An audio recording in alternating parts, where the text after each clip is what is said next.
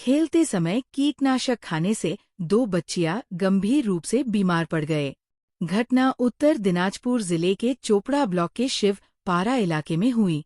मालूम हो कि ज्योतिका टुडू 4 और दीपिका टुडू 2 है, चचेरी बहन है।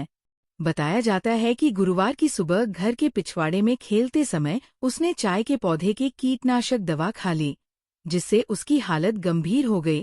तो बच्ची के घर के सदस्य तुरंत दोनों को इस्लामपुर महकमा अस्पताल ले आए और ड्यूटी पर मौजूद डॉक्टरों ने युथिका को सिलीगुड़ी मेडिकल कॉलेज और अस्पताल में स्थानांतरित कर दिया है।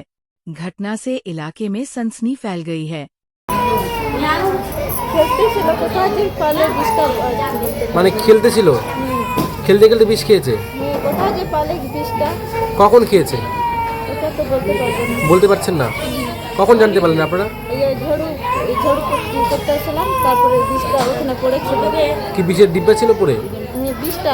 বিষটা পড়েছিল। বমি টমি করেছিল কি?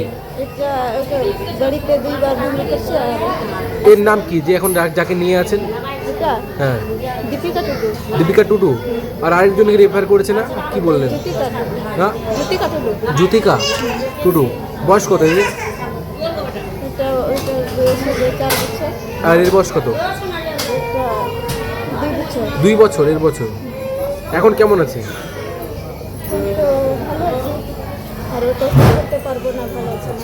বলছি দাদা, কি হয়েছিল ঘটনাটা?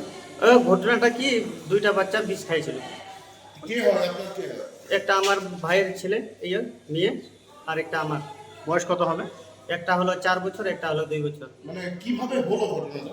ঘটনাটা আমাদের তো সকালবেলা কাজে যায় 4টার দিকে, তার এইদিকে 12-1টা ছুটি হয়ে যায়।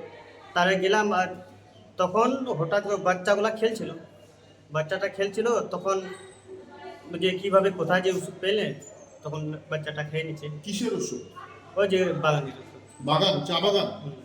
আচ্ছা, ওদের বয়স কেমন? বয়স হলো ওদের 2 বছর একটা, আর একটা 4 বছর। কি নাম ওদের? একটা আছে দীপিকা টুডু, একটা জ্যোতিকা টুডু। কার বয়স কত? জ্যোতিকা টুডু হলো তোমার 4 বছর, আর দীপিকা হলো 2 বছর। তো বলছি যে দুইজন কোথায় আছে এখন? এখন এটা ইসলামপুরে একটা আছে, ইসলামপুর এখানে। কে আছে ইসলামপুরে? দীপিকা টুডু আর জ্যোতিকা মেডিকেল রেফার করে দিয়েছে। হ্যাঁ। এটা কোথায়, যে জায়গায় ঘটনাটা ঘটেছে কোথায়? তোমাদের বাড়ি কোথায়? আমাদের বাড়ি শিবপাড়া, চোপড়া পশ্চিম পড়ছে।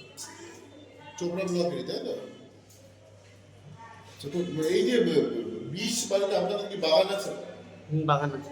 ওই বিষই খেয়ে নিয়েছে। এখন এখানে যে আছে ইসলামপুরে, সে কেমন আছে?